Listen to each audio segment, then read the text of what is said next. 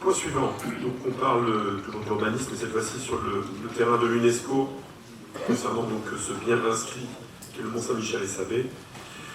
C'est Eric qui va nous évoquer la charte d'engagement en faveur du Mont et de Sabé, engagement dans la démarche du fameux plan paysage. Voilà, qui compose en fait le plan qui sera une composante du plan de gestion. Afin de répondre aux exigences de l'UNESCO et de l'État de travailler sur une gestion collective et partagée des biens inscrits au patrimoine mondial de l'humanité UNESCO, que sont le Mont-Saint-Michel et Sabé, une démarche de plan de gestion de ce même bien est actuellement en cours. Ce futur plan de gestion du bien Mont-Saint-Michel et Sabé comportera plusieurs chapitres: gouvernance, connaissance, conservation, développement, aménagement, médiation et communication. En raison de l'importance de l'enjeu paysager, un premier travail a consisté à définir la zone tampon. Vous vous souvenez que nous l'avons validé le 14 décembre 2017. À partir de là, les démarches liées au paysage se sont poursuivies avec la mise en œuvre d'une démarche de plan de paysage.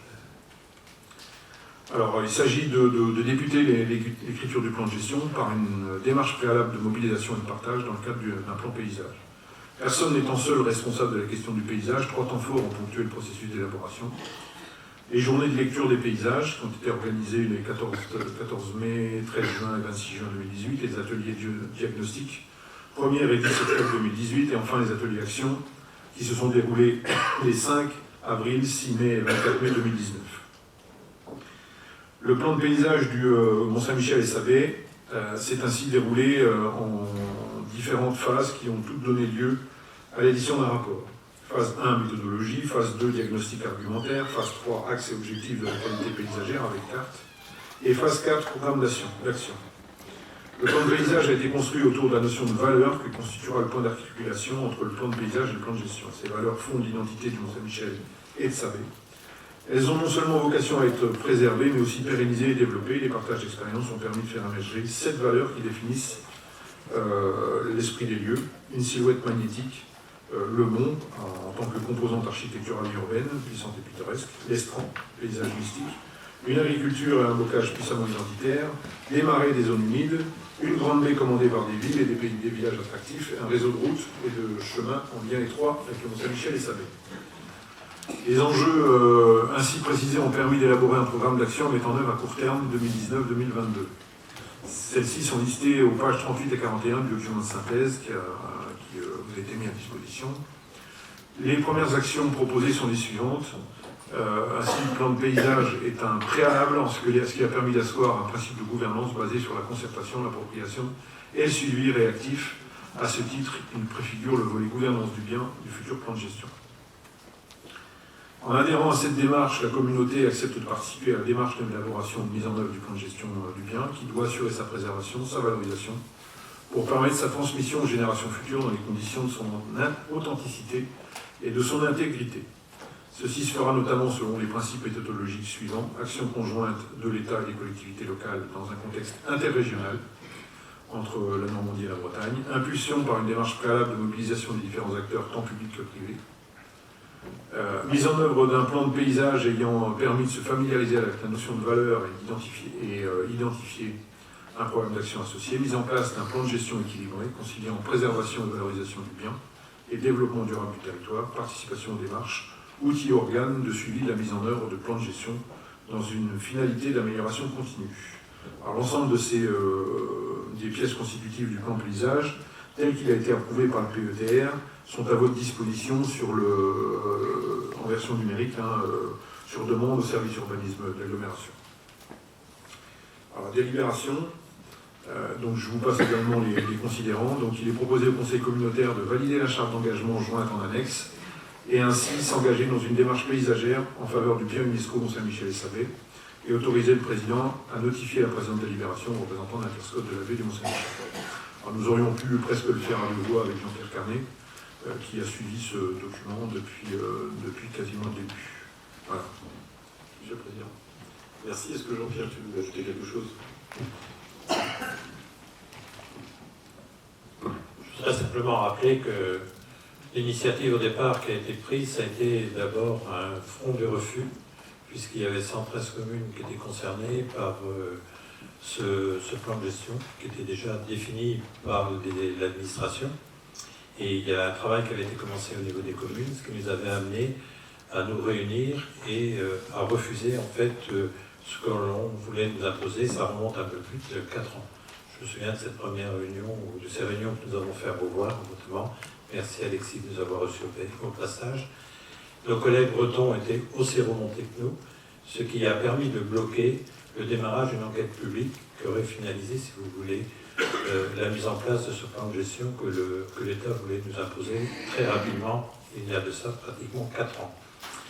Donc, au fur et à mesure que les discussions ont eu lieu, la concertation s'est développée, et nous avons développé une concertation entre les élus représentés donc, par un certain nombre de maires, que ce soit du côté breton ou normand, et ça nous a permis, en fait, d'élaborer successivement un certain nombre de réflexions dans lesquelles on espère avoir fait passer les messages qui nous paraissaient importants aujourd'hui de faire en fait, valoir dans nos communes pour faire en sorte que toutes les communes qui peuvent s'inscrire dans le périmètre inscrit autour du Mont-Saint-Michel puissent aussi profiter, je dirais, quelque part du Mont-Saint-Michel, de sa baie, mais de tout le territoire aussi qui est concerné.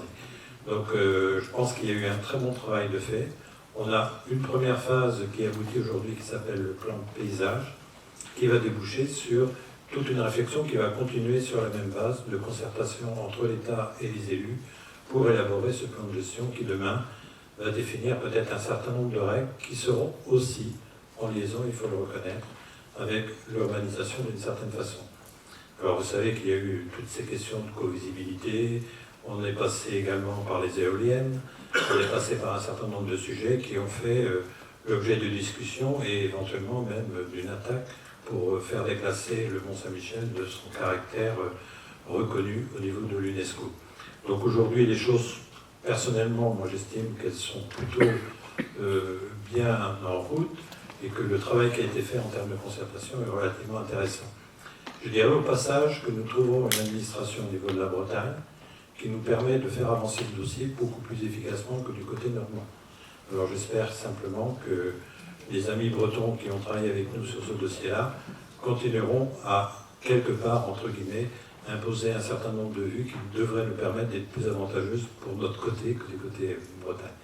Donc c'est tout le débat que l'on peut avoir, mais c'est un dossier qui est en cours. Je vous invite pour la prochaine mandature à déléguer des gens qui vont s'occuper du plan de gestion, parce qu'il y aura des éléments essentiels, et ce dossier est porté par le SCOT, donc dans le cadre d'un interscot entre la Bretagne et le Sud-Manche, et donc nos représentants futurs, puisque personnellement je ne m'occuperai plus de ce dossier, auront aussi à jouer un rôle important dans la gestion de ce plan de gestion qui va se constituer.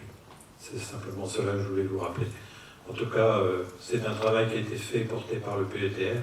Au passage, je voudrais quand même dire que le PETR a fait un très bon travail dans ce domaine-là. Merci beaucoup pour ton application sur ce dossier et sur d'autres. On va en parler plus tard. Est-ce que vous avez des questions avant qu'on... Oui, Christophe.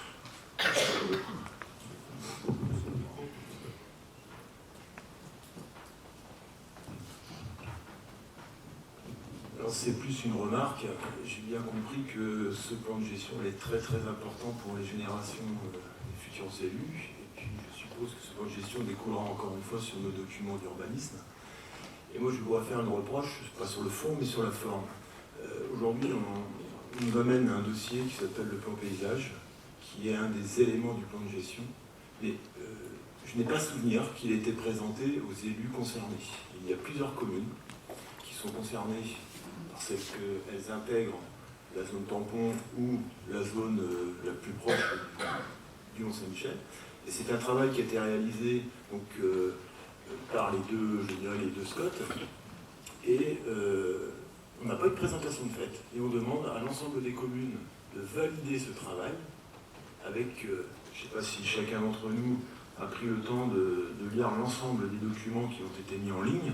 C'est énorme.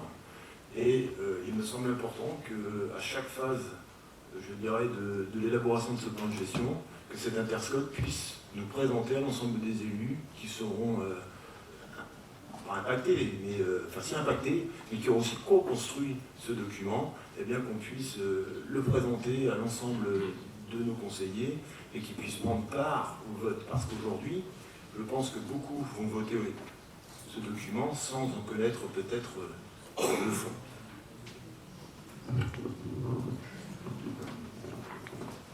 Alors, je crois que Eric tout à l'heure vous a rappelé un peu toutes ces dates où l'ensemble des maires concernés, les communes concernées ont été invités. Il y a eu un certain nombre de circuits qui ont été faits pour visiter sur le terrain. Il y a eu des ateliers, et je pense que ces ateliers ont été très riches. Tout ça fait que, en fait, au fur et à mesure que les choses ont été travaillées sous cette forme-là, ça a quand même été une très forte concertation avec les élus. Il n'y avait pas que les élus, puisque les administrations étaient là, c'était l'occasion d'échanges relativement riches. Alors c'est vrai qu'après, on a eu des réunions annuelles organisées par les services de l'État au niveau de la Saint-Victor-Hugo tous les ans, au niveau d'une présentation plus générale. Hein. Et il y a eu également une invitation qui a été faite au niveau du Mont-Saint-Michel à la mi-décembre, qui a permis de refaire le point un peu sur l'ensemble de ces actions. Alors moi je veux bien que on n'a peut-être pas suffisamment fait des réunions, peut-être que des maires concernés. On aurait peut-être dû recommencer un peu ce qui s'était fait à Beauvoir une fois. Mais je pense qu'on avait quand même, tout au long de ces 3 années, fait un certain nombre d'éléments qui nous permettaient à tous de pouvoir y participer. Alors je crois qu'il y a eu une volonté et un certain nombre d'informations qui ont été communiquées au niveau du PETR à toutes les communes, où chacun pouvait prendre connaissance aussi des éléments s'il n'avait pas pu participer à certains travaux. Moi, je suis un peu désolé, Christophe, mais je ne partage pas ta façon de voir les choses.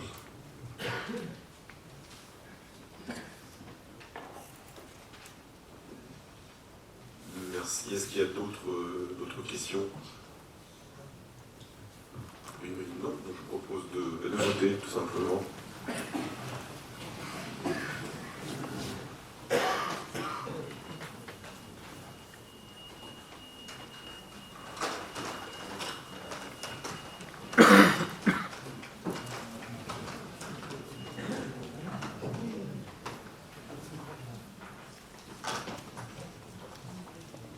Donc 123 votes sont favorables, 4 sont défavorables, et nous avons 10 abstentions. Je vous remercie. Le point suivant, donc c'est un... Oui, juste un petit mot. Rapidement, ça va être très rapide. Je voulais simplement tous vous remercier de la confiance que vous m'avez accordée au cours de ces années de travail, et vous saluer tous parce que ce sera ma dernière réunion ce soir. Donc merci à vous tous.